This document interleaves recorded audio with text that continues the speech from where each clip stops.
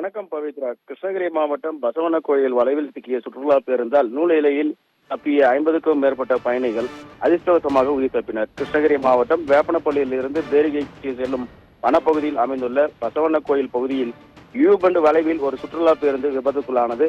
இந்த பேருந்தில் சுமார் 50க்கும் மேற்பட்ட பயணிகளை ஏற்றிக்கொண்டு வேப்பனப்பள்ளி பகுதியாக பேரிகை நோக்கி பயணித்துக் கொண்டிருந்தது. திடீரென யூபண்டில் சென்று கொண்டிருந்த சுற்றுலா பேருந்துக்கு பிரேக் ஃபெயிலியர் ஆனதால் பேருந்து பாறையின் மீது மோதி அதில் இருந்து பின்னோக்கி சென்று கொண்டிருந்தது.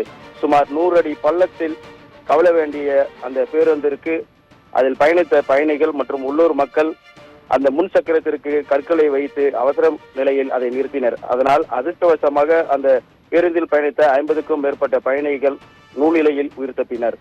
விபத்துக்குள்ளான பேருந்தில் இருந்த பயணிகள் மற்றொரு பேருந்து பேரிகைக்கு அனுப்பப்பட்டனர். விபத்தின் காரணமாக வேப்பனப்பள்ளியில் இருந்து தீர்த்தம் மற்றும் பசவண்ணன் கோயில் வழியாக செல்லக்கூடிய பேருந்துகள் பேரிக்கைக்கு செல்லக்கூடிய பேருந்துகள் தற்காலிகமாக நிறுத்தப்பட்டுள்ளது. விபத்தில் சிக்கிய பேருந்து அப்புறப்படுத்த பின்னரே அப்பகுதியில் பேருந்துகள் மீண்டும் இயக்கப்படும் என எதிர்பார்க்கப்படுகிறது.